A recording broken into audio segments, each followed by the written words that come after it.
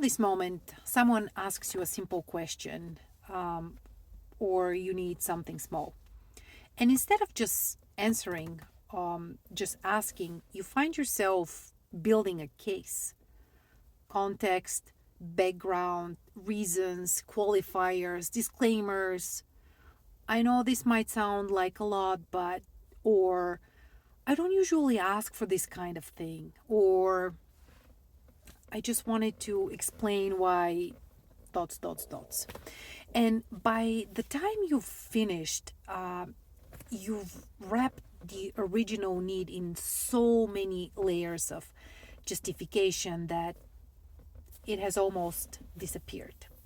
And the other person is nodding, and you are already tired. And you are not even sure what you are trying to say anymore.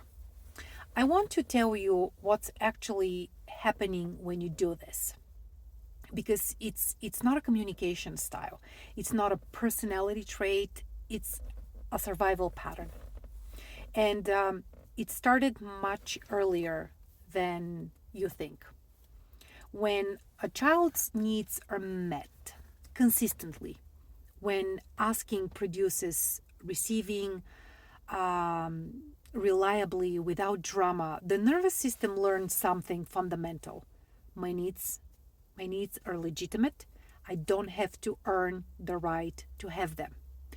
But when a child's needs are met inconsistently, when asking sometimes works and sometimes doesn't, when it depends on the mood in the room, when love feels conditional on being the right kind of child, the nervous system learns something different. My needs require justification.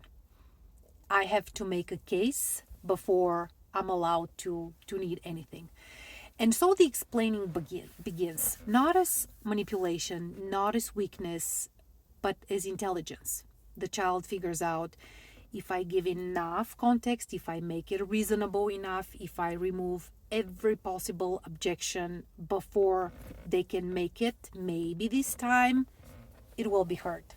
And that child becomes very good at building cases and carries that skill, that exhausting, necessary skill into every relationship, every workplace, every conversation for the rest of their life. In Chinese medicine, the lung governs the breathing. It also governs the voice, the capacity to be received. It also holds grief, is particularly the inherited one. The grief of not being heard, of needs that went unmet, of words that were spoken and fell into silence.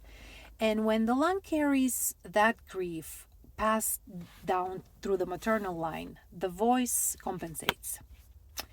It works harder than it should have to. It fills the silence preemptively. It explains before anyone asks for an explanation, because somewhere in the body's memory, silence meant no. So your over-explaining isn't a flaw of your character. It's a lung that learned that simply breathing wasn't enough, that you had to earn the right to the air. Here's what I want you to sit with. Let me ask you a question. Did your mother over-explain? Did she justify her needs constantly to your father, to her own mother, to anyone she needed something from? Did she apologize before she asked? Did she make herself small and reasonable before she was willing to state what she actually wanted and needed? And her mother, in a world where women's needs were structurally invisible, where asking directly could be dangerous, where being too much had real consequences, did she learn to wrap every need in reasonableness just to have a chance of being heard? The over explaining didn't start with you. it was handed to you as a tool that worked, but in someone else's world, in someone else's survival. And you inherited her strategy and her underlying belief that your needs on their own, without justification, are not enough to be worth receiving. And the next time you catch yourself mid-explanation, building the case, adding the qualifiers, apologizing before you've even finished asking, please pause.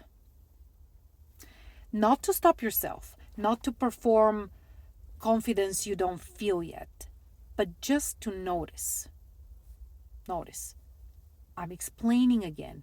I learned this somewhere. It made sense then. And this is enough to start. You don't have to dismantle it all at once. You just have to begin to see it for what it is.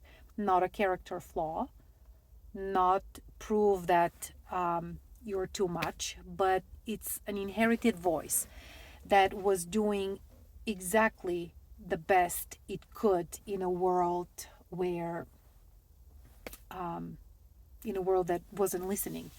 And now your needs don't require that case. And by the way, they never did. Drop a comment and tell me, where did you notice this the most? In your relationships, or at work, or when you're asking for something small? I read every comment, and if this opens something, subscribe. This is exactly what we explore here, where the patterns are coming from, how to notice them, what to do, and actually what your body is trying to tell you. Take care. See you soon.